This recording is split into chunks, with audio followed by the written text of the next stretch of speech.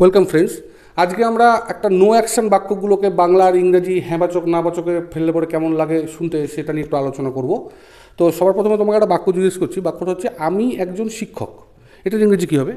I am a teacher. I am a teacher. ঠিক আছে, এবার এটাকে নেগেটিভ করছি, তাহলে আমি একজন শিক্ষক নই, তাহলে এটার ইংরেজি কী হবে? I am not a teacher. I am not a teacher. ঠিক, এটা আগে আসবে না। I am a teacher, am এর সাথে জাস্ট একটা নট যোগ হচ্ছে, I am not a teacher. বুঝতে পেরেছো? ঠিক, এই নিয়মটাই একটু বদলে যায় যখন আমরা আছে অর্থাৎ হ্যাভ হ্যাজের নো অ্যাকশনে ঢুকে যাই সেক্ষেত্রে। তো সেক্ষেত্রে যখন হ্যাভ হ্যাজের নো অ্যাকশনের মধ্যে যাই তখন সেখানে গেলে আমার একটা ব্যাগ আছে, এটার ইংরেজি কী হওয়া উচিত? I have a bag. I have a bag. এবার এটাকে যদি নেগেটিভ করি, আমার ব্যাগ নেই, তাহলে সেটার ইংরেজি কী হবে? I do not have a bag. Very good, I do not have any bags. ঠিক আছে, এনি ব্যাগ, এটাকে এনি করে দিই।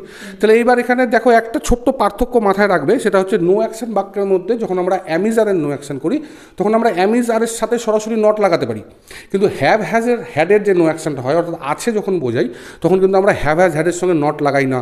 আর হ্যাভ যখন হয় তখন তো আমরা ডু নট হ্যাভ করি। এবার হ্যাজ এবং হ্যাড এটাকে যখন আমরা নেগেটিভে নিয়ে আসবো নো অ্যাকশন বাক্যে তখন কেমন হয় সেগুলোতে আমরা আগামী ভিডিওতে আলোচনা অবশ্যই করব।